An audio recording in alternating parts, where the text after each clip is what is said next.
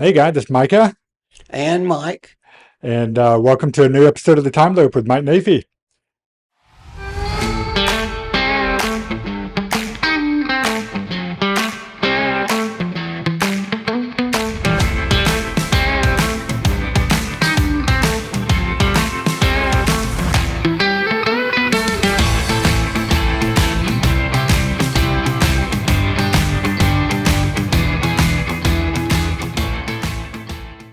Well, you guys are just tuning in now, but you haven't had the chance to hear just the wonderful stories that I've been talking with Mike about over just the last 20 minutes or so. Actually, longer than that now, but we're going to share some of that with you guys because Mike Naifeh is a name that is synonymous with community, I think, here in town. And a lot of you guys already know who he is because he's had a number of businesses, and we're going to get into that. So, Mike, just kind of start us off with how you got to Sapulpa in the first place, because I think I had the wrong idea about how that was, and then you were telling me was it your grandfather? You said. My grandfather, who was 13 years old at the time, this is 125 years ago, this was like the turn of the century, a century ago, was in Lebanon, and Lebanon was under attack. He had had some older brothers that had been captured and killed. And so my grandfather's father asked my grandfather, who was 13, to leave, to run away so he wouldn't be captured. And he said, if you can get to France, you can probably get on a boat, you can get to America. And in America, in Tennessee, you've got some family. Well, so he started his journey. He took off walking. He ended up in France. He got on a cattle boat, got to Ellis Island, and went through the process. He starts walking. Well, he's a 13-year-old, can't speak English, has no idea where Tennessee really is, but he's starting to walk to Tennessee. He passes Tennessee, ends up in Oklahoma. He runs into Jerry Naifeh's family, who had the Standard Distributing Company. And at that No. time, it was Jerry's dad, Sam. And so Sam, seeing a 13-year-old Lebanese boy, said, I'll set you up in business, and got him a little fruit stand. I mean, this is a little wooden structure on the side of the road. I mean, there wasn't a front door, there wasn't anything to it. And so every day they would bring him fruits and vegetables and he would sell them. And that's how my grandfather got started. Then after a time, he ended up marrying a Lebanese girl, and they had my father, Sam. And so my dad was going to be an attorney. And off to OU he went right about the time that the war started. My dad was at OU for one semester, and in that December, Pearl Harbor got bombed. So my dad ended up joining the Army Okay. to fight, for freedom. And my dad was actually, I told you earlier, my dad was actually at Normandy. He was a gunner on a boat and survived, Wow. apparently, because I'm here. So he must have survived. But when the war was over and he got back to the United States, he didn't go back to OU. He got back into his father's business and opened a grocery store with his brother called Naifeh Brothers. And we saw a picture. Yeah, I saw the picture of that of the independent Naifeh Brothers meat store and groceries Yeah. and then you were saying that basically that was kind of what led you to get into the convenience store business in a way, I guess later on, Well, right? it did. I guess God had a plan, because he No. had my grandfather in a grocery store. He had my dad in a grocery store, and then I went off to college at OU, and my parents actually wanted me to be an attorney. I had really no desire to be an attorney, and so when I got out of school, I ended up thinking, well, what am I going to do? I had no money. I wanted to have a restaurant, but I couldn't afford one at that time. So I looked around and I said, I'm going to go over to Get and Go and just see if they'll sell me one of their stores. And you were how old? I 20 years was old? 20 years old, and I didn't realize you're even supposed to have an appointment or anything else. I just showed up at Get and Go, and I asked the little girl at the reception desk, and I said, who do I talk to about buying a convenience store? And she sent me to Earl Mead, the president of Get and Go. Nice man. We had a great conversation. He looked at me and he said, I tell you what, he goes, I've got a store in Sapulpa that I'll sell you. He said, how much money do you have? And I said, well, I've got $2,000. And he was kind of put back by that. He sat back and was like, I've got a kid here that's 20 years old that has $2,000 and has no right to own a store. But he said, I'll tell you what I'll do. He said, if you can go round up $10,000, I'll finance it for you. So I went back to my dad, and my dad didn't have any money, but he knew a guy in Newkirk, Oklahoma that had some money that was a friend of the family, and he loaned me the money to get started. So Okay. I went back and bought the Get and Go over on the corner of Teal and Main, right there at the entrance of Lazy H. And you told me that you had not told the guy that you were from Sapulpa. Not at all. Our conversation was pretty short. Uh, being that he had a store in Sapulpa had to be a God thing, because if it was somewhere else, I don't know if I'd have been able to go through with that deal. Right. And so I was so nervous about having my first business that, and I had no cash to back me up. So if I made a mistake, it would be devastating. So I was so nervous that I didn't hire any employees. I just went ahead and worked from 6 in the morning until midnight. I'm not bragging on that. That was out of fear that I did that. But it did enable me to save up some money. And so within 10 months, I was able to go back and pay Get and Go for their loan that was supposed to be for 5 years. And I remember Earl Mead, when he met with me personally, and when he took the check, and he said, "We have no idea why we financed the store." He said, "We've never financed a store for anyone, let alone a 20-year-old kid with no money." Right. And I just think now, at the time, I didn't think anything about it. But again, I look back and go, man, that was just one of those whys in the road Yeah. that just went, God just directed it and went, hey, you can't do this, so I'll just do this for you. And he just lined up something that started me in the convenience store business. That's amazing. And then it grew from there. I mean, so, well, hold on. I need to back up here because, first of all, the fact that you were able to pay back a 5-year note in 10 months, I think is shocking. Well, it You was must have been a lot better at the convenience store business than you thought you were. well. I don't know why, but I guess maybe being raised in grocery stores, that was my very first memory of life. Was my mom was in a register, and I was in the register next to her, and she had a push cart, a grocery cart turned upside down, and it blocked that area off, and that was my playpen. So I was actually raised in a grocery store. So Okay. maybe by just habit, I could look at a store and go, things need to be moved around, merchandising a little different. Just being able to operate a store just came naturally for me. Yeah. And it must have because you started getting more stores. I think, how Got many more did you own stores. at one time? Well, at one time, the most I ever owned was 10 stores, but my story is more than me. As a matter of fact, it's not even about me. Okay. I've had several partners in the convenience store business and several partners throughout my life that have been very instrumental. Larry Thayer was one of my partners, Yeah. Webster. Uh, Kevin Day was a partner in some. Kevin Day and I were never partners. He worked for me for a while, and then I sold him a business, and I worked for him for a while. But I Okay. look back through the journey of all of it, and I needed them. Maybe they needed me, but it all worked together. And I just keep looking back at my life over a period of time, and I go, it's all been community. I've never been successful by myself. I've been successful because I'm in Sapulpa, Oklahoma, and there's so many people that just rally around each other. That I told you earlier. We're not good people. We're evil by nature, but together we're special. That's Yeah. it takes all of us together to make us perfect. We're imperfect people, but together we're all perfect. And so together, and it says that in Corinthians, we're a body in Christ. Hmm. And some people are the foot, some people are the arm, Yeah. and we're not, all of us aren't everything, but together we are. Yeah. We're And all so that's pieces. been the story. If you want to look at the story of my life, it's how people have networked around me and just helped me along the way. So you did say that at one time, going back to the convenience store thing, that you, because of being raised in the grocery store business and just being able to like walk into a store and just kind of sense things that could be, made more efficient or laid out better and things, you started getting calls from other convenience stores and other businesses Yeah, to come and consult with them. we started, and I say I started a consulting company called USA Consulting, and people, even the Get and Go stores at that time and other chain stores and independents would call me up and hire me to go operate their store for a short period of time, for a month, 2 months, 3 months, until they could get their sales up or get things laid out differently. And so that was a lot of fun for me, because it was the challenge of taking a store that's not operating at capacity. Mhm. But I always believed that my stores were operating at full capacity, or I would have changed them.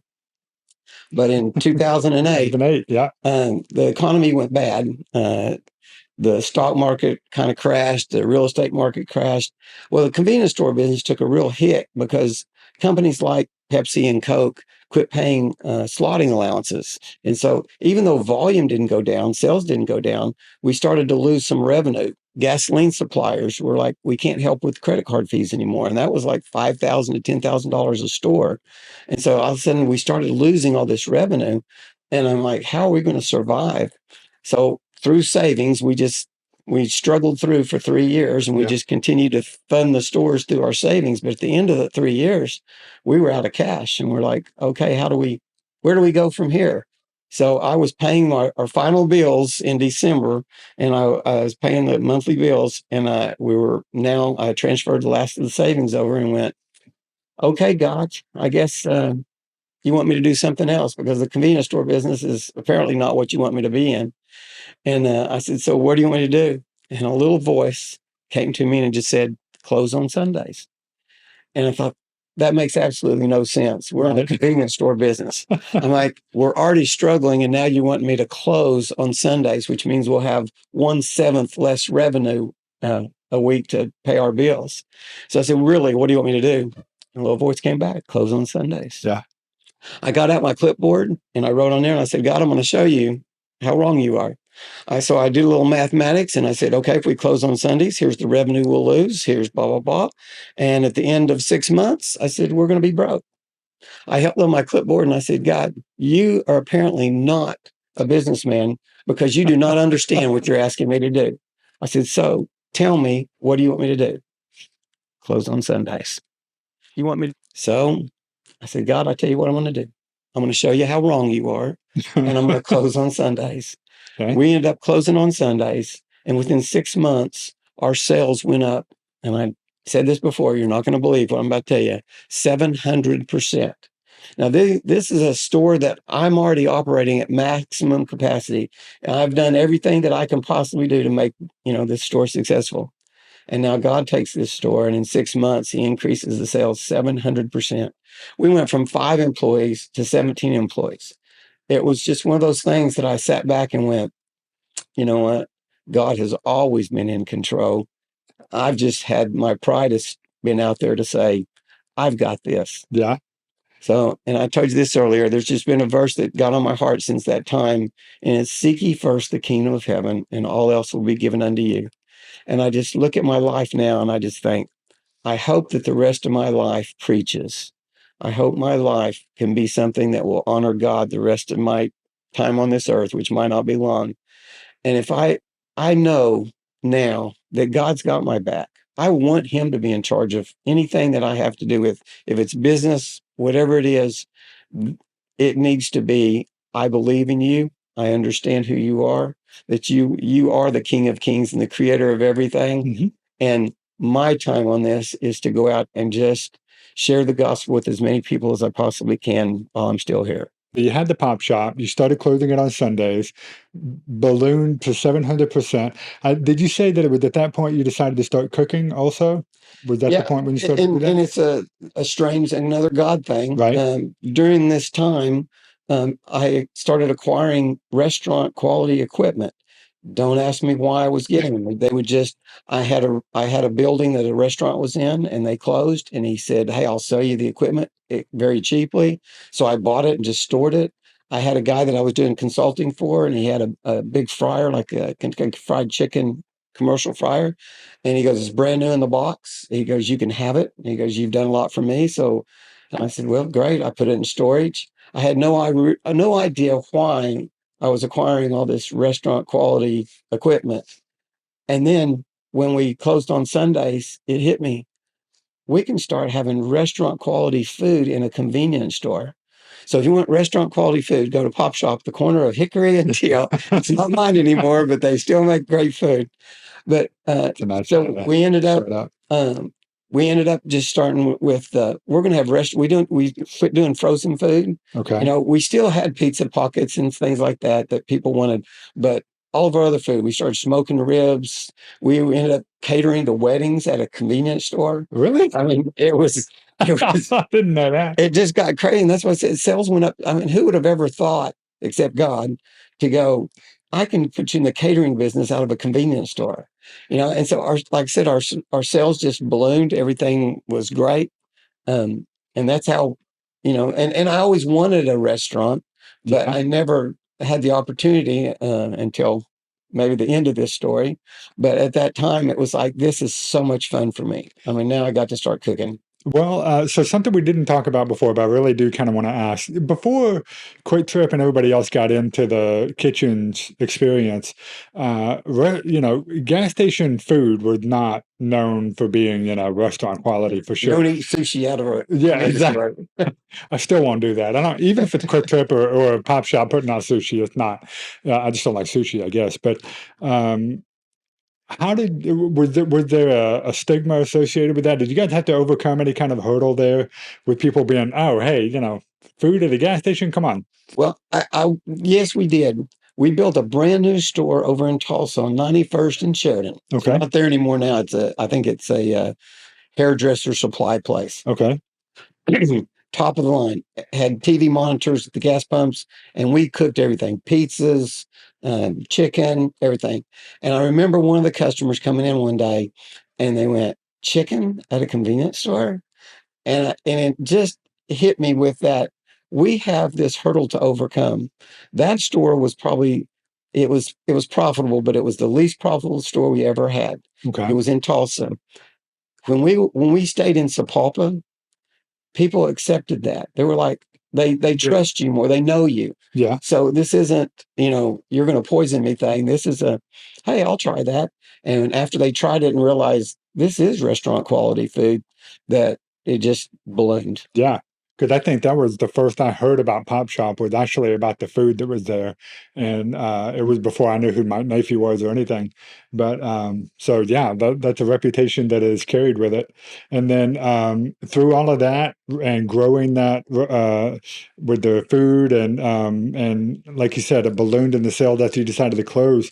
It actually brought the value of that place up to where when you decided to sell it later on you're able to sell it for probably a lot more than you would have been able to a It, few years ago. it was very good for me when we Yeah, started the store, but it was also very good for the people that bought it. It was a great store. It's a gem that's just hidden away, yeah, and the volume there, and the people that bought it from me have done a wonderful job, and they've just kept that up. And so, but as that story goes on, when I sold it, there was a guy that worked for us that just came in the morning from 4 in the morning until 8 in the morning, and he helped cook breakfast. His name was Charles. And after I sold the store, I was walking out on the last day. Charles also worked at a print shop in Tulsa. And so he hit me up and he said, Mike, what are you going to do? After you sold your last store? And I said, I have no idea, Charles. I said, I got to do something or I'll go crazy. And he said, well, I've always wanted a print shop. He said, but I've never had the money to do it. And I said, I have no idea how to operate a print shop. I've never done any of that stuff. And he said, I can do everything. I will run it for you. I'll do whatever. I said, Charles, I'll buy you a print shop if you'll operate the whole thing. He said, we got a deal. So we end up buying the building from John Rogers right down the street from Pop Shop, and we yeah. called it Print Shop. So, which gets a little confusing sometimes. But Charles was wonderful. He knew his business. He was there for a month, and catastrophic things happened in his family. Right. And he loaded up his truck one day and drove down to the print shop, and he said, I'm moving. I'm going to Wyoming. And I said, Charles, I beg you, please don't leave me with no ability to run the shop. And so he agreed to stay a month and help me get the thing, really going well. And so we did. He lived up to his part of the bargain. But then, as God would have it, he put another lady in my life, and we didn't embroider in house at that time. We farmed it out to a lady in Manford, Laura Roberts, and she was coming over every day to bring stuff. We just got busier and busier in the embroidery business also. And one day she was dropping off some stuff, and she goes, "You're over half of my business." And she goes, I have to come over here every day. And she turned around, she's walking out the door. And I said, Laura, hold on. I said, what do you think about kind of partnering up together and you do your stuff here. And we sat and visited for an hour and a half, and I did not know, but her husband was out in the truck the whole time. We were Oh no. but Waiting on his we wife. made a deal, and now Laura actually operates the whole thing. I mean, I'm the owner, but we're partners in this thing, and she runs it. I go by, but she kicks me out every day when I go by. She's got it under control. So that was another one of those God things. Of I would have never been in the print business if Charles hadn't have said that to me and just said, "Hey, you want to go in the print business?" Yeah. And So, I love how each of these businesses kind of set you up for the next one in a way, or at least they help propel the next one. Because the next one we're going to talk about, of course, is the one that I think you're most well known for now, of course, is Wimpy's Sandwich Shop, another shop there, which I didn't realize until you mentioned that. So how you talked about your one of the run a restaurant, and it looked like you finally got that yeah. opportunity. How did Wimpy's come into being? Another God thing. I'm at the print shop, and Of we are course. printing for the city of Sapulpa. Okay. And so Mike Honer worked at the city of Sapulpa, The other Mike, yeah. and he would come in uh, every other day with ideas. He's like, "We need to get a hot dog stand. We need to get a food truck. We need to get," and so he just kept pestering me in this thing and going. So I started looking around. He even built a little stand, and we had it down at the auction on Main Street, and he would do brats. He did that for 3 or 4 weeks just to see if the concept would work. And we started looking around. I said, "I tell you what, Mike," I said, "I've always wanted to be in the restaurant business." And I said, "Let's look at stuff." So David Widow somehow put the idea of Wimpy's in Mike's head. He said, "There used to be David Widow's loved the old Wimpy's." Oh, did And he? so just talking through conversations and stuff. And Mike was like, "We should get a trolley car and put it in town and name it Wimpy's." So we ended up getting a hold of the um, Whitney Wimpy Martin is the guy that owned the The original original Wimpy. Wimpy's, yeah. And so we got a hold. He's got 14 grandkids in Sapulpa. And so we called him up and said, "Hey, what do you guys think if we name this after your grandfather and just honor him? We'll never duplicate what he did, but just to honor him." And they were excited about it. And they told us all kinds of stories about how they peeled potatoes and would hide under the counter and and just stuff. Love it. So we said, "Okay, we're going to name it Wimpy's." So we looked for trolley cars. Couldn't find one. Couldn't find one. We looked all over town, different locations, and we looked at the convenience store that we now operate as Wimpy's, and it had been closed for a couple of years. And I got through the tax records, found it was a company in Texas, but there was no phone number, there was no address. They just paid the bill. Uh, could not locate these guys. So I thought, well, that's a dead horse. But I was driving by one day, and there was a Coca-Cola truck in the parking lot, and the doors were open. And so I pulled in, went inside, and I said, "What's going on?" He said, "Well, I'm pulling the old Coca-Cola machine out of here." And I said, "Do you know who owns this?" And he goes, "Yeah, the guy out in the parking lot. He's from Dallas." Oh, man. So I walked out in the Great parking timing. lot and I said, "Hey, what are you going to do with this place?" And he said, "I don't want it to be a convenience store." And he said, "It just doesn't work." And I said, "I don't want it for a convenience store. I want it for a restaurant." I said, "Would you do that?" And he said, "Yeah." He told me a price. We shook hands and we were done in 5 minutes. I called Mike and I said, "How serious are you about doing Wimpy's?" Because I said, "We now have a building." And so that's how Wimpy's. If it wasn't for Mike, there wouldn't be a Wimpy's, because he's the one that just pushed and pushed and pushed until we just kept looking, and until finally we just fell into that. Well, I love that you guys brought back an old classic. There are a lot of people who, are from Sepulpa who remember Wimpy's fun. Well, maybe they don't remember it specifically, but they've heard the story. We've seen the pictures. We'll show you one of the trolley car back when burgers were like 15 cents or something. It was wonderful. We have pictures of it too, and Yeah, you he did. went from 1934 to 1974. Oh, okay. So he was around for a long time. Yeah, so he 40 years, and then he retired and passed away shortly after that. But his brother ended up taking the name and doing it over on Hobson Street, Yeah, just for a Wimpy couple of Jr. years. Yeah, Yeah. I got pictures of the building before they tore it down Yeah. because he had the cartoon characters and Yeah, stuff it's a in the cinder building. block building. Yeah, Yeah. yeah. It was not quite as romantic, I think, as Dad's building, but it was neat that they were carrying it on. It's And really cool that you're carrying it on. you could see in the background on Whitney's menu, and it said jumbo hamburgers 2 for 15 cents. So now that was back in the Depression. So Yeah. don't expect us to have hamburgers 2 for 15 cents. But I don't think I would want a 15-cent hamburger today. That'd be like gas station sushi or something. That'd yeah, be bad. well, Mike's original idea for the restaurant was to do hot dogs only, and Okay. we are going to call it Top Dog, and he was going to have a variety of toppings. I mean, anywhere from peanut butter and jelly to just whatever. You could just get your hot dog and load it up. So when we first started Wimpy's, we didn't have a hamburger. I remember that. Yeah. And man, did we get bashed. I mean, it was Wimpy's, no hamburger. So it didn't take us long to figure out we had to have a hamburger. Yeah. And I think originally you did have a hamburger, like hot dog-ish or something, a hamburger and a hot dog. Yeah, Was we that did. right? Yeah, since we were just going to do hot dogs, we took a hot dog bun and we ground up hamburger meat instead of having it in a patty, and then we poured it in the bun, and we gave you a hot dog hamburger.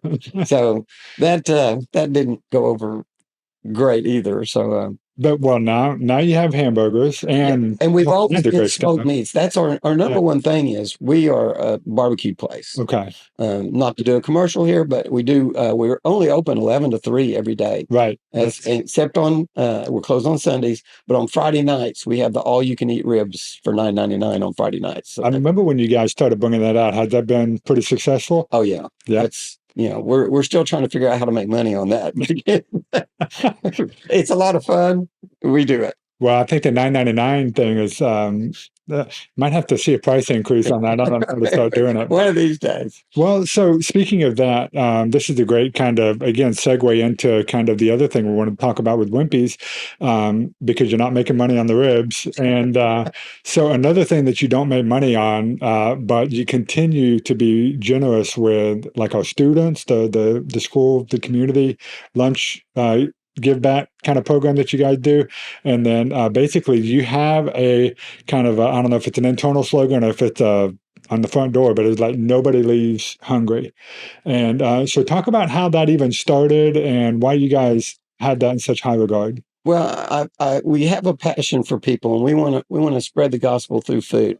And so we went over to the high school when we first opened up, and we had heard that there were about a half a dozen kids that just didn't get to eat lunch every day. They weren't on a program. And so we gave the counselors free meal tickets to give to those kids because they'd know who they are. Well, then as time went on, it became more evident that there were more than 7 or 8 kids. There were 20, 30, 40, 80 kids a day that weren't eating for some reason. And so we started putting sandwiches in ice chests and drinks and chips, and we'd push it out in our parking lot, and they could just come and serve themselves. And so we'd get 30, 40 kids a day. And then we expanded that and said, anytime anybody needs a meal, they can come over. It doesn't have to be kids, during lunchtime, but we make it very accessible during that time so that they don't have to come inside and order. They can just grab a sandwich and go. But what has happened again is the community. Yeah. It's one of those things. We'll have people come in and they'll go, "Hey, I told you we had a little old lady. She opened her purse and she dug at the bottom and got her change out. And she's like, here's for the kids, Yeah. to help feed kids." But we also have people that come in and they'll go, "Hey, here's $500. Here's $1,000. Keep feeding those kids." And so we look at it and we go, we get a lot of praise for doing this, but we haven't paid a penny. This community has just rallied around this, and we fed over 15,000 kids and other people in the last 3.5 years that we've been open. Wow. And it hasn't cost us anything. And I just go, Sapulpa is the greatest place. If you want to live in a town where a community that really loves each other, this is the place. There are so many other organizations, churches and stuff that have closed and we also, speaking of that, we do have a clothes program. It's a coat program that, and Mikey's the one, we've always done it, but Mikey's the one that wanted to push it outside last year. And so we have a coat rack outside during the winter, and anybody that has an extra coat brings it and they just hang it up on there. Anybody that needs a coat just comes and takes it. They don't have to ask questions, don't have to fill out a form, don't have to do anything. And last year we gave away hundreds of coats. And I say we, it's this community. I've never given away a coat, but I look around and let's go. And it's so touching to look outside and see a mom with 2 little kids, and they're pulling coats off this rack and they don't have a coat. Yeah. There was one young man, he looked Hispanic, and he had on a real light jacket, and he walked by and he saw the sign and said, if you have a coat, leave it. If you need a coat, take it. And you could just tell he was cold. and he went through the coats and he got out this real big coat and he put it on and he was like, you could tell that was going to be great. And he started to walk off and he stopped and I was just watching him and he was just thinking. And he took his light jacket that he had and he went back and he put it back on the rack. And I thought, here's a guy that just has one coat, but he'll share his other coat with somebody else. Yeah, he was willing to give it up. Yeah. Yeah. I mean, I thought, you know, I love Sapulpa. I love seeing the people. Everybody, we're not perfect people. We've talked about that. We're not perfect people, but together we're perfect. Everybody just keeps loving on other people. We get way too much credit at Wimpy's for the things that go on that people go, oh yeah, you guys are generous. We're just one little tool in this big community that goes, we're going to make sure that Sapulpa, Oklahoma, nobody goes hungry, nobody goes cold. That's awesome, man. Mike, thanks for being here today, man. This has been great. I've really appreciated having you on the show. We're going to have to do it again for sure. And yeah, thanks for coming on, man. We appreciate you. All right. Thank you. Yeah. Guys, thanks for tuning into the Time Loop Live. We will see you again at the next one. Have a great day, everybody. Bye-bye.